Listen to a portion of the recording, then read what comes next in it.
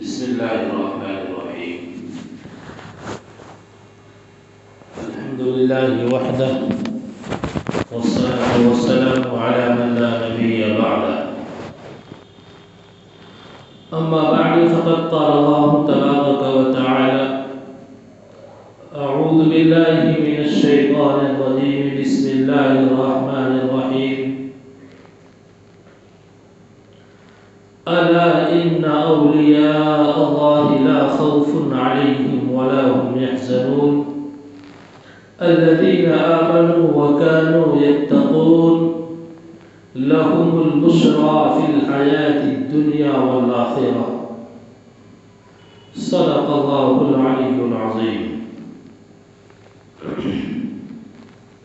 قال النبي صلى الله عليه وسلم: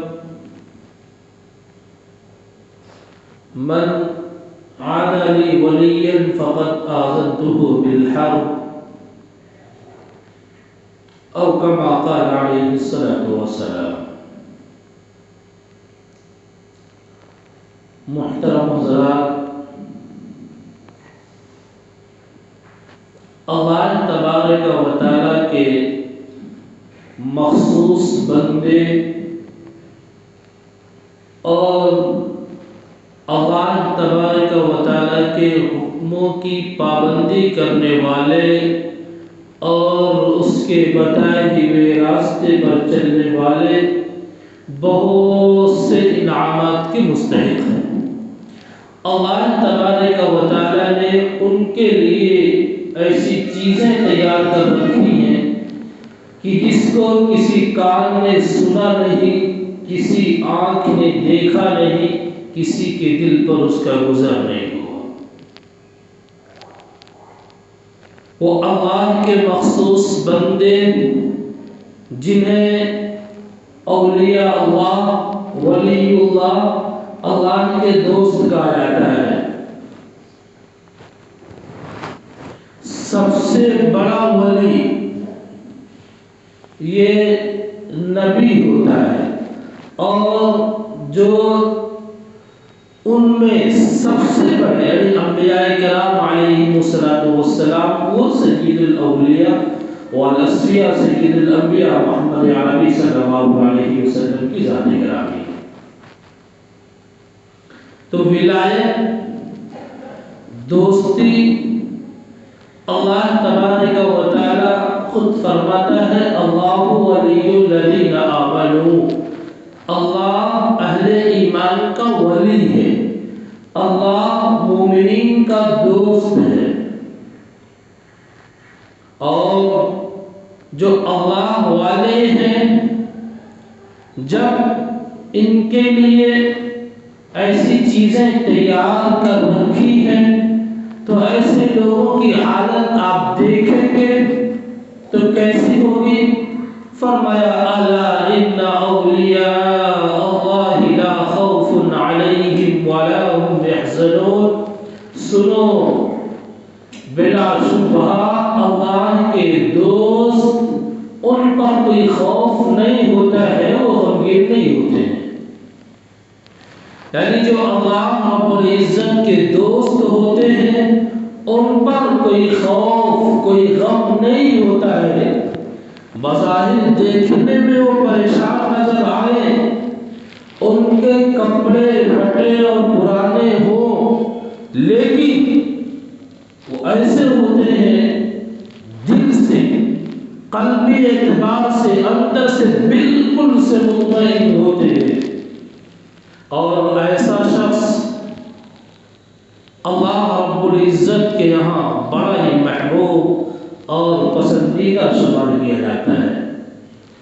اللہ کے رسول صلی اللہ علیہ وسلم ارشاد فرماتے ہیں: بہت سے لوگ ایسے ہیں کہ اگر وہ کہیں پر چلے جائیں ان کو دھتکار دیا جاتا ہے، وہ کسی مجلس میں آئے بیٹھنے کی جگہ نہیں ملتی ہے، ان کے کپڑے پھٹے اور پرانے ہوتے ہیں، بظاہر بڑے پریشان نظر آتے ہیں، لیکن وہ ایسے ہوتے ہیں کہ لو اقسم علی اللہ لأبرہ، اگر وہ لوگ کسی چیز پر قسم کھا لیں تو اللہ تبارک و تعالیٰ ان کی قسم کو پورا کر دیتا ہے. یعنی ان کا مقام لوگوں کی نظر میں کچھ نہیں ہے، لوگ ان کی حقیقت سے ناواقف ہیں، ان کے لیے مجلس میں جگہ نہیں، ان کے لیے بیٹھنے کی کوئی جگہ نہیں، کسی کے دروازے پر اس کے لیے کوئی جگہ نہیں، لیکن اللہ رب العزت کے ہاں اس کا بڑا اونچا مقام ہے اور بڑی اہمیت کے حامل ہے وہ لوگ، اور بڑی عظمت کے حامل ہے وہ لوگ کہ لو اقسم علی اللہ لأبرہ، اگر وہ لوگ کسی بات پر قسم کھا لیں تو اللہ تبارک و تعالیٰ ان کی باتوں کو مکمل کر دیتا ہے، ان کی قسم میں بند کر دیتا ہے. آدمی سوچتا رہ جاتا ہے کہ اس حالت میں کیسے ہو سکتا ہے، ناممکن نظر آتا ہے، لیکن اللہ تبارک و تعالیٰ اس کو ممکن کر کے دکھاتا ہے. اللہ تبارک و تعالیٰ اس کو ہوتے ہوئے دکھاتا ہے جس کا نہ ہونا یقینی، ہونا ممکن، ہونا ناممکن تھا. حضرت شاہ اسماعیل شہید رحمۃ اللہ علیہ جب سید احمد شہید رحمۃ اللہ علیہ ادھر قافلے میں گئے اور بالاکوٹ میں اور ادھر وہ جنگ آزادی اس شروع کی بات ہے جب آپس میں وہ بھیڑ ہوئی تھی تو اس میں ایک سکھ نے رسول اللہ صلی اللہ علیہ وسلم کو گالی دے دی. حضرت شاہ اسماعیل شہید رحمۃ اللہ علیہ نے سنا کوئی نبی کو گالی دے گوارا کر سکتا ہے؟ بالکل نہیں گوارا کر سکتا. یہ تو اس کے ایمانی غیرت کی بات ہے کہ اس کو گوارا نہ کرے، گوارا کرتا ہے تو اپنے ایمان کی خیر بنائے. انہوں نے کہا، زبان سے کلمہ نکلا کہ اس کو ضرور قتل کروں گا اور اس کو میرا مارے نہیں بنوں گا. جب اس کے پیچھے لگے کسی نے وار کیا اور سر تن سے جدا ہو گیا. اگر سر بدن سے الگ ہو جائے تو اس کو کہا جاتا ہے کہ مر گیا. یہ اس کا جو وجود تھا دنیا کا وہ ختم ہو گیا. لیکن جس ہاتھ میں وہ تلوار لیے تھے یہ موجود وہاں کے لوگوں نے دیکھا ہے، ان کی سوال حیات میں بھی واقعہ لکھا ہے کہ چونکہ وہ قسم کھا چکے تھے کہ اس کو مار کر بھی مرنا ہے اور ادھر وار ہوتا ہے، سر تن سے جدا ہوتا ہے، لیکن وہ دھڑ اس کے پیچھے بھاگتا ہے. جب اسے پیچھے سے دیکھتا ہے ارے یہ تو بنا سر کے آ رہا ہے، وہ گھبرا جاتا ہے، وہ گرتا ہے اور یہ جسم کا اوپر گرتا ہے، تلوار اس پر گرتی اور اوپر جاتا ہے، جہنم رسید ہو جاتا ہے. تو اللہ رب العزت کے مخصوص بندے بہت سے ایسے ہوتے ہیں کہ جن کی ظاہری کوئی حیثیت نہیں، ظاہری کوئی مقام نہیں، ظاہری کوئی مرتبہ نہیں، لیکن وہ اللہ رب العزت کو اتنا خوش کیے رہتے ہیں، وہ اللہ رب العزت کے احکامات کی اتنی پابندی کرتے ہیں کہ اگر وہ کسی بات پر قسم کھا لے تو وہ اللہ تبارک و تعالیٰ ان کی بات کو پوری کر دیتا ہے. جو متبع سنت ہو، رسول اللہ صلی اللہ علیہ وسلم کے بتائے ہوئے طریقے پر عمل کرتا ہو، وہ سب سے بڑا ولی ہے. ایک بہت بڑے ولی ایک صاحب ان کے پاس آئے اور کہا کہ ہم نے آپ کے بڑے کرامات سن رکھے ہیں، میں آپ کے پاس کچھ دن رہنا چاہتا ہوں. ٹھیک ہے. جب 2-4 دن 10 دن 15 دن گزر گئے تو واپس جانے لگے۔ انہوں نے پوچھا کس لیے آئے تھے، کوئی غرض تو رہی ہوگی، ہمارے پاس رہے کوئی مقصد تو ہوگا۔ کہا کہ ہم نے آپ کے بارے میں سنا تھا کہ آپ بہت بڑے ولی ہیں، میں تو آپ کی کرامت دیکھنے کے لیے آیا تھا، اور میں تو آپ کے کرامت کی چرچے سن کر کے آپ کے پاس آیا تھا، اور اتنے دن ہو گیا میں نے کوئی کرامت نہیں دیکھی۔ انہوں نے کہا یہ 15 دن کا عرصہ گزرا ہے، کیا تم نے کوئی کام خلاف سنت ہوتے ہوئے دیکھا ہے؟ کیا میری جانب سے کوئی کام خلاف شریعت ہوا ہے؟ کہا نہیں۔ کہا اس سے بڑی کرامت اور کیا ہوگی کہ ہر کام سنت کے مطابق ہے، ہر کام محبوب کے طریقے کے مطابق ہے، اس سے بڑی سنت کیا ہوگی، اس سے بڑی کرامت اور کیا ہوگی؟ گرچہ ہوا پہ اڑتا ہو رات دن، گرچہ ہوا پہ اڑتا ہو رات دن، ترک سنت جو کرے شیطان کے۔ اگر ترک سنت ہے، وہ اگرچہ ہواؤں میں اڑتا ہے کوئی کرامت نہیں ہے، وہ اگرچہ پانی پر تیرتا ہوا چلا جاتا ہے اور ایک کنارے سے دوسرے کنارے پہنچ جاتا ہے، کوئی کرامت نہیں۔ اور ہواؤں میں تو مکھیاں بھی اڑتی ہیں، اور پانی پر تو تنکے بھی بہتے ہیں، مچھلیاں بھی چلتی ہیں، یہ کون سی کرامت ہے؟ اصل کرامت تو اتباع سنت ہے، رسول اللہ صلی اللہ علیہ وسلم کے طریقے کی پیروی اور رسول اللہ صلی اللہ علیہ وسلم کی دی ہوئی تعلیمات پر عمل پیرا ہونا ہے۔ یہ اصل ولایت، یہ اصل کرامت اور اصل زندگی ہے۔ لقد كان لكم في رسول الله اسوة حسنة، خلاف راہ پیغمبر قدم جو بھی اٹھائے گا کبھی رستہ نہ پائے گا، کبھی منزل نہ پائے گا۔ آج 11 ربیع الثانی ہے، اور ایک من گھڑت اور دین میں داخل کردہ ایک طریقہ جس کا حقیقت سے کوئی تعلق نہیں، اسلام کی اس پر کوئی تعلیم نہیں، اسلام کے اس پر کوئی حکم نہیں، جس کو 11ویں منانا کہتے ہیں۔ اور کن کے نام سے؟ ایک بہت بڑے ولی گزرے ہیں کہ جن کی ولایت اور جن کی کرامت یہ حد تماتر کو پہنچی ہوئی، اور بہت بڑے ولی اور بہت بڑے باکرامت ولی ہیں جنہیں دنیا شیخ عبد القادر جیلانی رحمۃ اللہ علیہ کے نام سے جانتی ہے، جن کی پیدائش سن 470 ہجری میں اور گیلان کے اندر ہوئی۔ ذرا کچھ ان کی زندگی کے بارے میں اور ان کے حالات کے بارے میں جانا جائے۔ کون تھے شیخ عبد القادر جیلانی رحمۃ اللہ علیہ؟ کس گھرانے میں پیدا ہوئے؟ کیا تعلیمات تھی؟ کیا طریقہ تھا؟ اور کیسی زندگی گزاری ہے؟ چونکہ جب کسی کی ولایت مشہور ہوتی ہے، کرامت مشہور ہوتی ہے، تو بہت سے من گھڑت واقعات بھی ان کی جانب اور من گھڑت قصے بھی ان کی جانب منسوب کر دیے جاتے ہیں، جس کا حقیقت سے کوئی تعلق نہیں ہے۔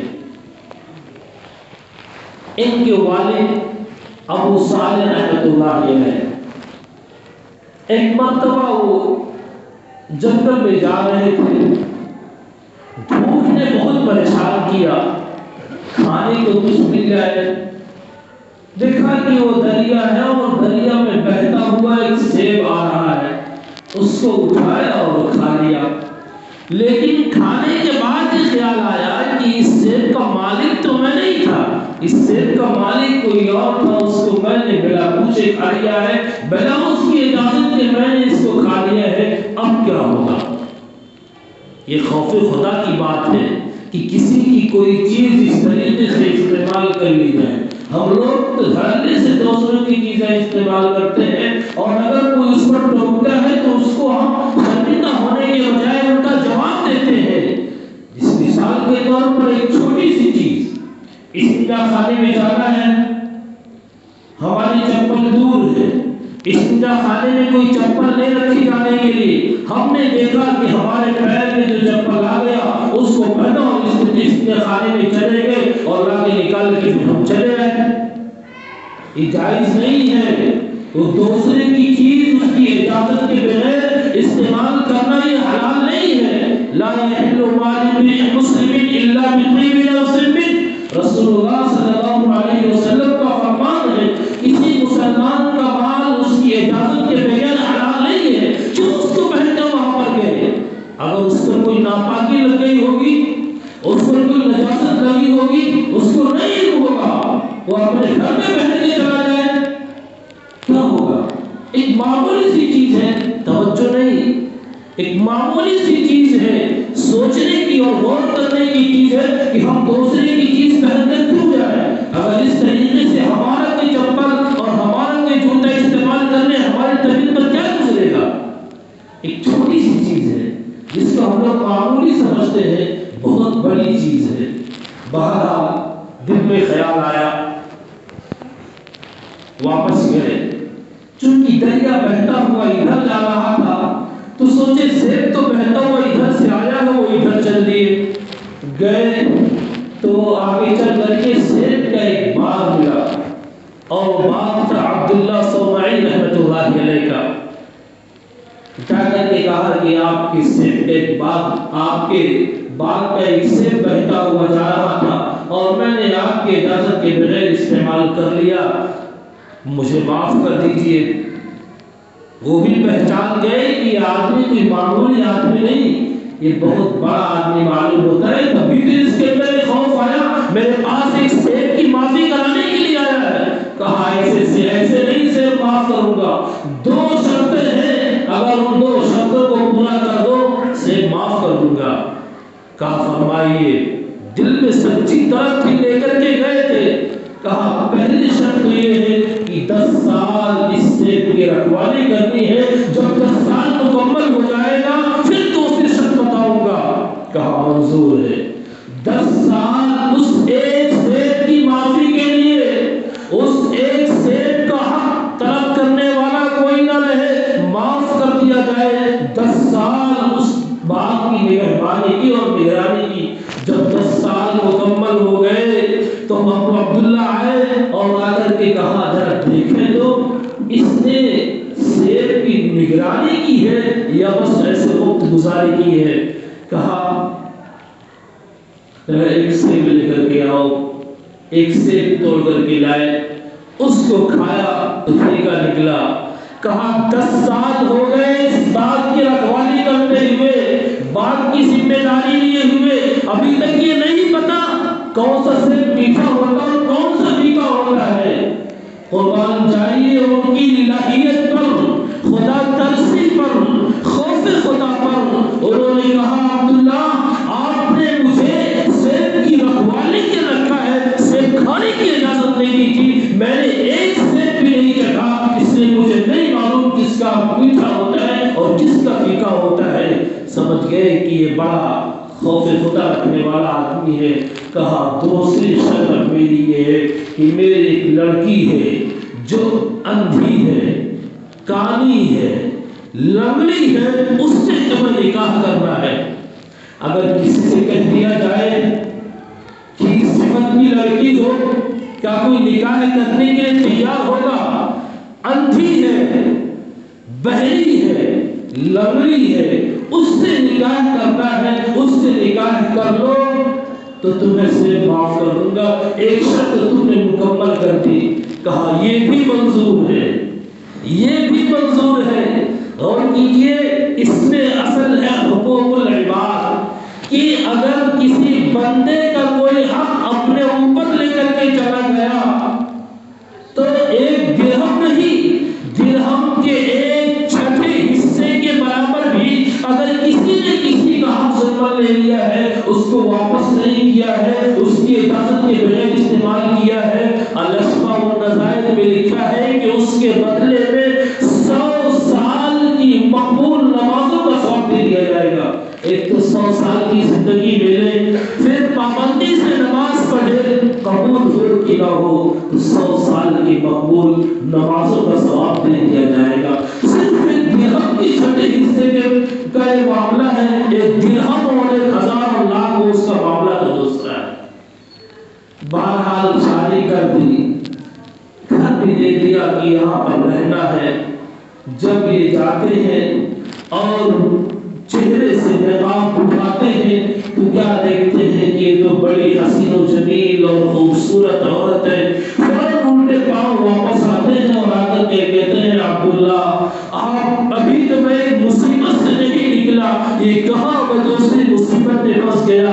آپ نے تو کہا تھا کہ جس سے نکاح کرنا ہے وہ کانی ہے، وہ اندھی ہے، وہ بہری ہے، وہ لنگڑی ہے، وہ تو بہت خوبصورت اور صحیح سالم ہے، یہ کون سی دوسری مصیبت میں پھنسنے جا رہا ہوں۔ انہوں نے کہا وہی آپ کی بیوی ہے، میں نے اس کو جو کانی کہا تھا، اندھی کہا تھا کہ اس نے کسی غیر محرم مرد کو نہیں دیکھا، اس لیے میں نے کہا کہ وہ اندھی ہے اور غیر محرم مسلم مرد کی اس نے آواز نہیں سنی، اس لیے میں نے کہا کہ وہ بہری ہے اور کبھی برائی کی طرف اس کی قدم نہیں اٹھے، اس لیے میں نے کہا کہ لنگڑی ہے۔ یعنی اس میں عبداللہ صومعی رحمۃ اللہ علیہ کو بھی ان کو بھی داد دینی پڑے گی اور ان کی بھی اس صفت کو اپنانا پڑے گا کہ کیسے اپنے بیٹی کی تربیت کی اور کتنے پردے میں رکھ کر کے کی اور کتنی اہمیت کے ساتھ کی کہ کسی غیر محرم مرد پر نظر نہ پڑے، آواز نہ پڑے، گناہ کی طرف قدم نہ اٹھے۔ کتنی ہمت کے ساتھ اور کتنے دیانت کے ساتھ اور کتنے امانت کے ساتھ بڑا ہوگا۔ بعد کہا یہ تمہاری بیوی ہے اور میں نے اس طریقے سے یہ کہا تھا، تو انہوں نے کہا اچھا یہ معاملہ ہے۔ اب ابو صالح رحمۃ اللہ علیہ کی بیوی وہ عبداللہ صومعی کی لڑکی ہے، ان سے پیدا ہوتے ہیں شیخ عبد القادر جیلانی رحمۃ اللہ علیہ، جس کا باپ اتنا نیک اور پرہیزگار ہو، جس کی ماں اتنی پاسداری کرنے والی اور اتنا خیال کرنے والی، شریعت پر اتنی سختی کے ساتھ عمل کرنے والی ہو، تو اس کے یہاں کوئی شیطان نہیں ولی پیدا ہوگا۔ اس لیے کہ دونوں طرف ماں بھی نیک، باپ بھی نیک، یہاں پر بھی تقوی، یہاں پر بھی اللہ رب العزت کا رب الا ان اولیاء اللہ لا خوف علیہم ولا هم يحزنون۔ سنو اللہ کے دوستوں پر کوئی خوف اور کوئی غم نہیں ہوتا ہے۔ آگے اللہ رب العزت نے فرمایا الذین آمنوا وكانوا يتقون۔ اولیاء اللہ کون ہے؟ جو صاحب ایمان ہے، صاحب تقوی ہے، جو اہل ایمان ہے، اللہ رب العزت کا ڈر رکھنے والے ہیں، یہ لوگ اولیاء اللہ ہیں۔ تو ولی کے لیے سب سے بنیادی چیز وہ تو مسلمان ہونے کے لیے بھی ہے، وہ ایمان ہے اور اللہ رب العزت کا خوف اور اس کا ڈر ہے۔ بہرحال شیخ عبد القادر جیلانی رحمۃ اللہ علیہ سن 470 ہجری میں پیدا ہوتے ہیں اور پھر اس کے بعد تربیت کرتی ہے وہ۔ ایک وقت آتا ہے کہ اب ادھر چلا جائے، یہ رخصت اور پڑھنے کے لیے بغداد کا سفر کرتے ہیں۔ جب بغداد کا سفر تو ابھی ان کا جوانی کے ایام ہے، ابھی جوانی کی شروعات ہے، 17-18 سال کی عمر ہے۔ ایک تجارتی قافلہ بغداد کی طرف جا رہا تھا اور ان کو روانہ کر دیا اور چلتے ہوئے ماں نے 40 دینار ان کے بغل میں سی دیے کہ اس ضرورت پڑنے پر اس کو استعمال کر لینا۔ اور ایک دوسری نصیحت ماں نے کی بیٹے کبھی جھوٹ مت بولنا، نصیحت بیٹے کبھی جھوٹ مت بولنا، سچ بولنے میں نجات ہے، جھوٹ بولنے میں ہلاکت اور تباہی ہے۔ گئے راستے غیر معمول ہوا کرتے تھے اس وقت کے، ڈاکوؤں کا پورا قافلہ موجود تھا۔ ایک بادی دیکھا تجارتی قافلہ جا رہا ہے، حملہ کر دیا، سامان لوٹ لیا اور یہ ایک کنارے کھڑے ہیں۔ ایک ڈاکو آیا، بیٹے کی یہاں کیوں کھڑے ہو؟ کہاں جا رہے ہو؟ پڑھنے کے لیے جا رہے ہیں۔ تمہارے پاس کیا ہے؟ میرے پاس 40 دینار ہیں، 40 دینار 40 سونے کے سکے۔ یقین ہی نہیں ہو رہا تھا۔ ایک دوسرا ڈاکو آیا، اس نے بھی یہی سوال کیا، تیسرا آیا، اس نے بھی یہی سوال کیا۔ کہا چلو ایسے نہیں مانو گے، چلو ہمارے سردار کے پاس چلو۔ سردار کے پاس آئے، سردار نے پوچھا بیٹے کیا بات ہے، تمہارے پاس کیا ہے، کہاں کا ارادہ ہے؟ میرے پاس 40 دینار ہے، میں پڑھنے کے لیے جا رہا ہوں۔ بیٹے 40 دینار، لیکن تمہارے پاس تو نہیں پتا، ایسا لگتا نہیں کہ تمہارے پاس کچھ ہوگا۔ کہا فلاں جگہ پر والدہ نے سی دیا تھا اور اس کو محفوظ کر کے باندھ دیا ہے اور فلاں جگہ پر رکھی ہوئی ہے۔ جب اس کو نکال کر کے دیا تو ڈاکو نے سوال کیا، بیٹے اتنی چھپی ہوئی چیز کا پتہ تم نے کیوں بتایا؟ اگر تم اتنی چھپی ہوئی چیز کا پتہ نہ بتاتے تو ہمیں یقین بھی نہیں ہوتا، تو جھوٹ بول دیتے، تمہارا پیسہ بچ جاتا اور چلے جاتے۔ اس بچے نے کہا جب میں گھر سے چلا تھا میری ماں نے ایک عہد لیا تھا، میری ماں نے ایک نصیحت کی تھی، بیٹے کچھ بھی ہو جائے جھوٹ مت بولنا۔ اگر میں جھوٹ بول کر کے اپنے پیسے کو بچا لیتا تو میں اپنے ماں سے کیے ہوئے وعدے کو توڑ دیتا، وعدہ خلافی کر جاتا، اس لیے میں نے اس چھپی ہوئی چیز کا بھی پتہ بتا دیا۔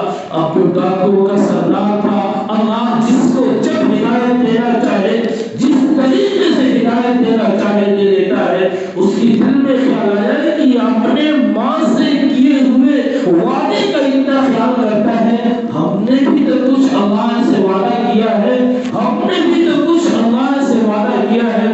فوراً جو کچھ لوٹا تھا وہ قافلے کو واپس کر دیا اور سچی توبہ کر لی۔ تمام ڈاکوؤں نے کہا آپ تو ڈکیتی میں ہمارے سردار تھے، آپ نے توبہ کی ہے تو ہم توبہ میں بھی ہمارے سردار ہوں گے۔ سب نے مل کر کے توبہ کر لی اور سب نے ڈکیتی سے توبہ کر لی اور وہ اللہ کی برگزیدہ بندے بنے۔ اس طریقے سے ایک بچے کے سچ بولنے سے، ایک بچے کے صحیح بات کہنے سے جو لوگوں کی جان و مال کو لوٹنے والے تھے اس کے محافظ بن گئے۔ سچی پکی توبہ کر کے وہ اللہ کے باقی بندوں میں تھے، وہ اللہ کے فرما بردار بندوں کی فہرست میں آ گئے۔ تو اللہ جب چاہے ہدایت دے دیتا ہے۔ بہرحال پڑھے اور پڑھ کر کے گئے اور پڑھنے علم دین حاصل کرنے لگے۔ علم دین حاصل کرنے میں بہت سارے رکاوٹیں، بہت سارے حالات پیش آئے، ایسے بھی حالات پیش آئے۔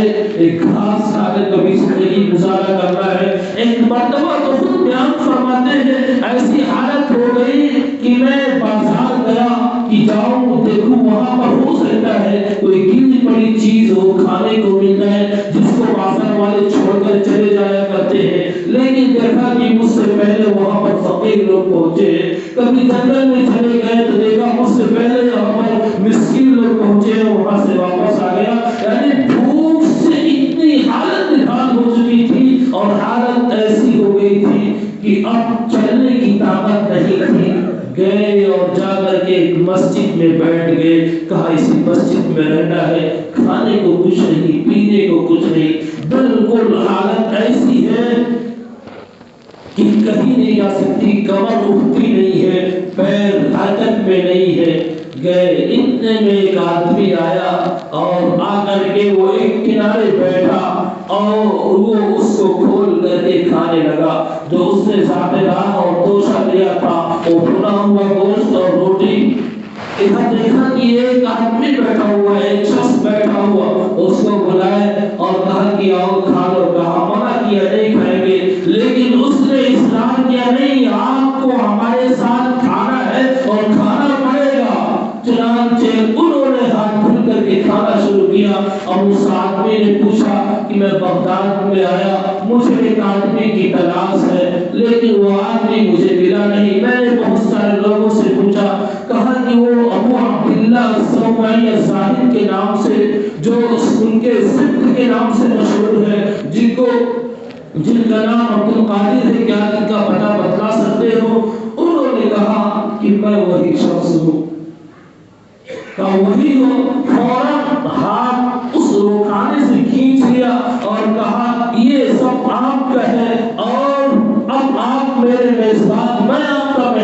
گیا. کہا بات سمجھ میں نہیں آئی. کہا میں بھی جیلان کا رہنے والا ہوں, میں بھی جیلان سے آیا ہوں اور بغداد کا سفر کیا ہوں, اور تمہارے والدہ نے وہ 7 دینار یا 8 دینار دیے تھے, میں اس کو لے کر کے آیا, لیکن آپ ملے نہیں. میں اسی تلاش میں رہا, 3 دن ہو گیا, 3 دن مجھے کھانے کو کچھ نہیں ملا, میں بھوک سے نڈھال ہو گیا تھا. میں نے سوچا 3 دن آدمی بھوکا ہے, کھانے کو نہ ملے, اس کے لیے تو مردار حرام ہو جاتا ہے. میں نے اس پیسے سے کھانا خریدا اور یہ کھانا میں کھا رہا تھا, اور آپ مل گئے, اور اس کھانے کے مالک آپ ہیں, اور آپ جو چاہے وہ کریں, میں آپ کا مہمان ہو گیا. بہرحال انہوں نے تسلی دی, دلاسا دیا.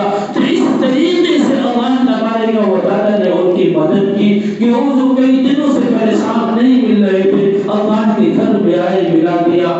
بہرحال اس طریقے سے پڑھ کر کے وہ اپنے مقصد پہ گرائے, اور درس حدیث, درس فقہ اور درس قرآن سب ان کا چلنے لگا. یہاں تک کہ پورے بغداد میں دور دور تک شہرا ہو گیا. اور جب استفتاء اور فتویٰ لکھتے تو بڑی قدر کی نگاہ سے دیکھے جاتے, اور اس فتوے کو بڑی قدر کی نگاہ سے دیکھا جاتا. اور آپ کے علم کا اتنا غلغلہ اور اتنا شور ہوا کہ وہاں پر جس مدرسے میں انہوں نے پڑھانا شروع کیا تھا, چند ہی دنوں میں جگہ کم پڑنے لگی, اور پھر اس جگہ کو کشادہ کیا گیا, یا پھر اس کی کشادہ کرنے کی ضرورت پیش آئی. تو ایک جمع غفیر آپ کے پاس جمع ہو گیا, ایک لمبی تعداد آپ سے فیض پانے والوں کی, فیض اٹھانے والوں کی ہو گئی. یہاں تک کہ آپ کے جو علمی جلالت اور علمی گہرائی ہے, ایک مرتبہ ایک استفتاء آیا. استفتاء یہ آیا کہ ایک شخص نے قسم کھائی کہ میں ایسی عبادت کرنا چاہتا ہوں, اگر میں ایسی عبادت نہ کروں جس وقت اس عبادت میں کوئی بھی شریک نہ ہو, تو اس نے کہا کہ میری پتنی طلاق. مسئلہ بڑا کٹھن تھا, یعنی ایسی کو جو عبادت میں اس وقت کروں, وہ عبادت کوئی اور نہ کر رہا ہو. جیسے اگر کوئی نماز پڑھے, نماز یہاں پڑھ رہا ہے تو اتنے وقت میں پوری دنیا میں کوئی اور بھی پڑھ رہا ہوگا. قرآن کی تلاوت کرے کوئی اور بھی کر رہا ہوگا, تو اس کی قسم پوری نہیں ہوتی ہے. اب جس نے دیکھا وہ حیران رہ گئے. اب یہ استفتاء آیا شیخ عبد القادر جیلانی رحمۃ اللہ علیہ کے پاس. جب ان کے پاس یہ استفتاء آیا تو انہوں نے کہا اس کی قسم سے بری ہونے کی ایک شکل ہے, لکھ دیا اس کو. جب اس فتوے کو لوگوں نے دیکھا تو اس کو دیکھ کر کے سب حیرت میں رہ گئے, یہ تو کسی کے خیال میں اور ذہن میں نہیں آ رہا تھا. انہوں نے فتویٰ یہ لکھا کہ مطاف کو تھوڑی دیر کے لیے خالی کر دیا جائے, اور مطاف کو اس آدمی کے لیے مخصوص کر دیا جائے. وہ ایسی عبادت ہے کہ اس وقت اس کا کوئی شریک نہیں ہوگا, چونکہ طواف کے لیے بیت اللہ کا ہونا ضروری ہے, اور بیت اللہ مکہ میں ہے. جب اس کو اس کی عبادت کے لیے, طواف کے لیے خاص کر دیا جائے گا, تو اس عبادت میں دنیا میں کوئی بھی شریک نہیں ہوگا. اس طریقے سے اپنے قسم سے بری ہو جائے گا. یہ حضرت شیخ رحمۃ اللہ علیہ کے علمی جلالت اور علمی گہرائی اور گہرائی کی علامت, اور بات ہے کہ اتنے دقیق مسئلے کو بھی اس طریقے سے آسانی کے ساتھ حل کر دیا. اس طریقے سے بہت سارے واقعات اور آپ کی بہت ساری کرامتیں ہیں. ایک بہت بڑی کرامت میں آپ کو بتلاؤں. حضرت شیخ رحمۃ اللہ علیہ کی حالت جو تھی, وہ حضرت شیخ رحمۃ اللہ علیہ چونکہ حالات ایسے تھے, ایک مرتبہ پریشانی کے عالم میں وہ جا رہے تھے, اور ایک دور دراز جنگل میں پیاس کی حالت بھی تھی. اتنے میں ایک بدری چھائی, اور بدری سے کچھ دودھ نما کوئی چیز نکلی اور نیچے آئی, اس کو کھایا. اس کے بعد یکایک ایک بہت چمکدار روشنی ظاہر ہوئی. جو روشنی ظاہر ہوئی اس میں سے ایک چہرہ نمودار ہوا, اور اس نے کہا عبد القادر تم نے بہت مجاہدہ کیا ہے, بہت مشقتیں اٹھا فرمائی ہے اب تو میں نے تمہارے لیے حرام کو بھی حلال کر دیا، میں تمہارا رب بول رہا ہوں۔ اس بدلی سے اور اس روشنی سے آواز آئی، انہوں نے کہا اعوذ باللہ من الشیطان الرجیم، یعنی یہ شیطان ہے۔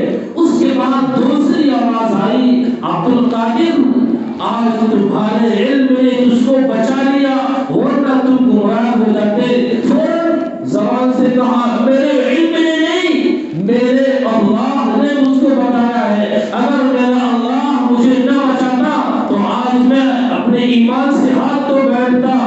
اس طریقے سے اس نے جو حملہ کیا، جب بعد میں پوچھا کہا کیسے پتا چلا آپ کو کہ وہ شیطان تھا، تو انہوں نے کہا اس نے جو کہا میں نے حرام کو حلال کر دیا ہے، اور حرام کو حلال کرنا یہ کسی کے بس کی چیز نہیں۔ ایک مسلمان جو ہے اس کے لیے جو حلال ہے وہ حلال ہے، جو حرام ہے وہ حرام ہے۔ وہ سمجھ گیا کہ یہ شیطان ہے، اور ہاں اس کا جو پہلا حملہ تھا وہ کمزور تھا، لیکن دوسرا جو حملہ تھا تیرے علم نے تجھ کو بچا لیا، یہ اس سے بھی خطرناک تھا۔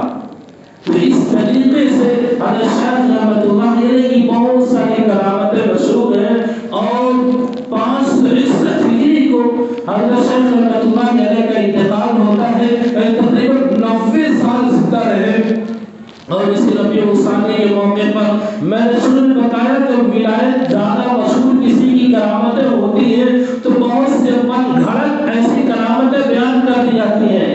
اگر ان من گھڑت کرامتوں کو بیان کیا جائے تو ایک عقل رکھنے والا، تھوڑی سی بھی سوچ رکھنے والا یہ سمجھ جائے گا کہ جو بیان کیا جا رہا ہے یہ انتہائی غلط ہے، بہت فحش ہے، یہ تو اللہ کی شان میں بھی گستاخی ہوتی ہے، اور اس طریقے سے ان کی کرامتیں اس کا کوئی ثبوت ہی نہیں ہوگا۔ اس لیے 11ویں کے نام پر مردہ ذبح کر کے ان کی خوشنودی حاصل کرتے ہیں، جبکہ جس جانور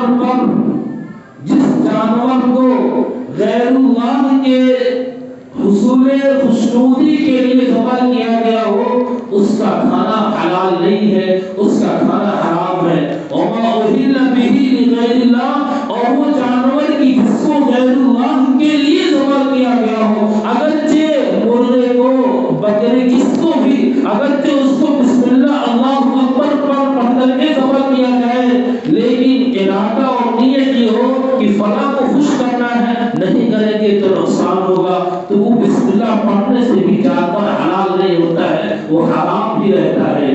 اس لیے اس میں جو پس منظر ہے وہ ان کی خوشنودی کے لیے نہیں کریں گے، ناراض ہوں گے، مصیبتیں آئیں گی، بلائیں آئیں گی، اور اس طریقے سے پریشانیاں آئیں گی، اس لیے ذبح کر کے اس سے چھٹکارا حاصل کر لیا جائے۔ اس طریقے کے رسم و رواج کی شریعت میں کوئی گنجائش نہیں۔